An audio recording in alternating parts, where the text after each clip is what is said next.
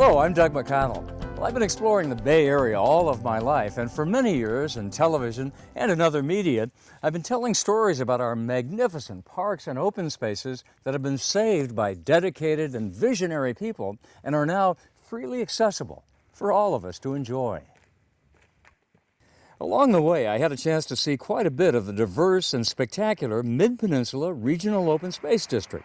Midpen, as it's called, is huge, covering more than 62,000 acres in San Mateo, Santa Clara, and Santa Cruz counties, with more than 200 miles of popular public trails, giving everyone plenty of room to roam in all kinds of ways. And Midpen doesn't stand alone. It's part of an even larger mosaic of protected and interconnected open spaces right in the midst of one of the busiest metropolitan regions in the nation. All of this together is a rare and grand gift of nature in an urban area. And from the ground, it's hard to grasp the sheer size of it all. Recently, my crew and I had a tremendous opportunity to get a bird's eye view of how large and lovely this natural living landscape truly is. And we really were blown away. We flew and photographed around it for several sensational, eye-popping hours, and thought you might appreciate the next few minutes of what is, quite literally, a short highlight reel of our aerial adventures. We hope you settle back and have a great flight and maybe gain a renewed appreciation, just as we did, for how lucky we are to have these natural treasures right in our own backyard. We begin our aerial odyssey above Midpen's Ravenswood Preserve and Cooley Landing at the edge of the bay in East Palo Alto and just south of the Dumbarton Bridge. We turn north and west, flying over Palo Alto and Stanford, above Interstate 280 and the Filoli Estate, skirting the green foothills that many local residents have worked hard to preserve over many decades. Just north of Filoli, we change course towards the west, cross Highway 35, Skyline Boulevard, and head towards the coast. Looking south as we go, we notice few, if any, structures and roads as far as the eye can see. It's hard to believe that this rugged and natural landscape, much of it in the public domain, is only a handful of miles from our busy urban lives. Soon we come to the familiar San Mateo County cliffs and coast, extraordinarily dramatic and beautiful at this elevation and in this light. As we track south, we turn inland less than a mile to circle one of Midpen's new agricultural lands, leased by a local family to raise grass-fed beef for local consumption. Then we swing out to the shore one last time above San Gregorio State Beach, before flying east inland along Highway 84, with unobstructed views of the extensive open space legacy that thrives here thanks to the public support of Midpen and other public and private partners and agencies. Almost before we know it, we're circumnavigating Windy Hill, high above Stanford and Palo Alto.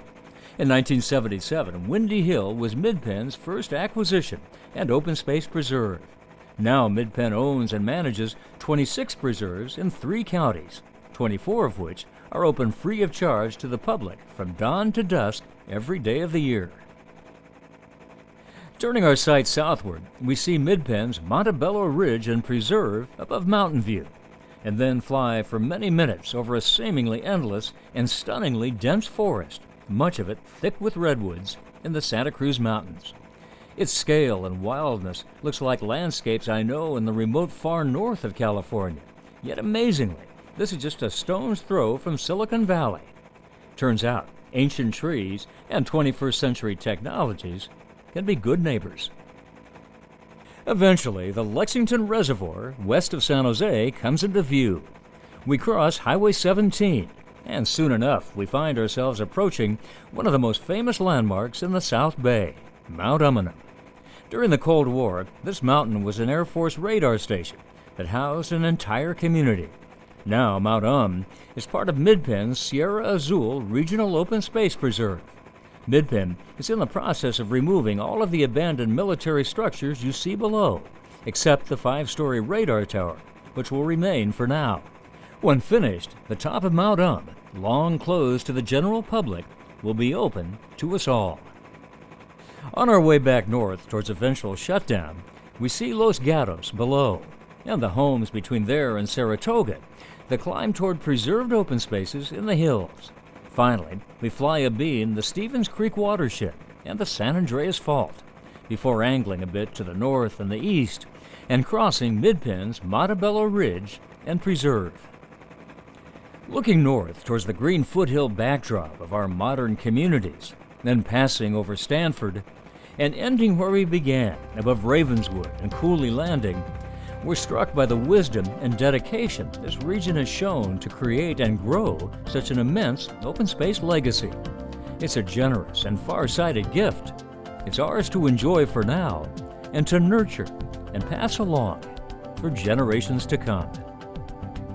To find out more about the Mid-Peninsula Regional Open Space District, please visit our website